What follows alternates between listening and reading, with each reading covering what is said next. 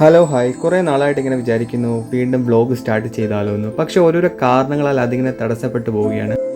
അങ്ങനെ വളരെ യാദൃശ്ചികമായിട്ടാണ് ഒരു ദിവസം വൈകുന്നേരം ഞാൻ ഈ ക്ഷേത്രത്തിൽ വരുന്നതും ഇവിടെ വെച്ചിട്ട് ഇനി ഒരു വ്ലോഗ് ചെയ്താൽ എന്താ എന്നൊരു ചിന്ത എൻ്റെ മനസ്സിൽ കയറി കൂടുന്നതും.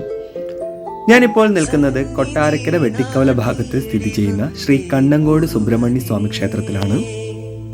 എല്ലാ മുരുകക്ഷേത്രങ്ങളിലെയും പോലെ തന്നെ തൈപ്പൂയം തന്നെയാണ് ഇവിടുത്തെ പ്രധാന ഉത്സവം. പക്ഷേ കണ്ണങ്കോട് തൈപ്പൂയം എന്ന് പറയുന്നത് വളരെ പ്രശസ്തമായ ഒന്ന് തന്നെയാണ്.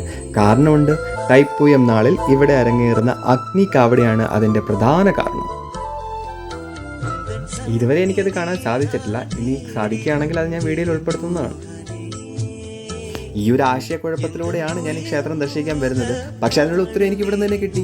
എന്തുകൊണ്ട് ഇവിടെ നിന്ന് തന്നെ വീഡിയോ സ്റ്റാർട്ട് ചെയ്തുകൂടാ? പിന്നെ ഞാനൊരു മുരുകൻ്റെ അടുത്ത ആളായതുകൊണ്ട് തന്നെ ഞാൻ ആ കാര്യം മുരുകനെ ഏൽപ്പിച്ചിരുന്നു. അതുകൊണ്ടായിരിക്കും എന്നെ മുരുകൻ ഇവിടെ വിളിപ്പിച്ചത്. പിന്നെ എൻ്റെ കാര്യങ്ങളൊക്കെ തീരുമാനിക്കുന്ന മുരുകനായതുകൊണ്ട് ആ കാര്യമൊക്കെ ഞാൻ മുരുകനങ്ങ് വിട്ടുകൊടുത്തേക്കും. നീ എപ്പോഴാണ് എങ്ങനെയാണെന്ന് വെച്ചാൽ സെറ്റാക്കി താ എന്നുള്ള രീതിയിൽ. അപ്പോൾ ഇതാണ് നമ്മുടെ ക്ഷേത്രം. വളരെ ചെറിയൊരു ക്ഷേത്രമാണ്, എങ്കിലും ഇതിൻ്റെ ഗോപുരം കാണാൻ നല്ല ഭംഗിയുണ്ട്. തമിഴ്നാട് ക്ഷേത്രങ്ങളിലൊക്കെ കാണുന്ന പോലെ തന്നെ ഒരു നല്ല കളർഫുള്ളായിട്ടുള്ള ഗോപുരം. ഗോപുരത്തിൻ്റെ മുകളിലായിട്ടൊരു ഗണപതി ഭഗവാൻ, മുരുകൻ, പിന്നെ ഒരു നല്ല ക്യൂട്ടായിട്ടുള്ള ഒരു അയ്യപ്പനെ നമുക്ക് കാണാൻ സാധിക്കും. മൊത്തത്തിലൊരു തമിഴ്നാട് ടച്ചുള്ള ഒരു ക്ഷേത്രം. ഇന്നത്തെ കുഞ്ഞു വീഡിയോയിൽ ഇത്ര മാത്രം ഉൾപ്പെടുത്തുന്നു.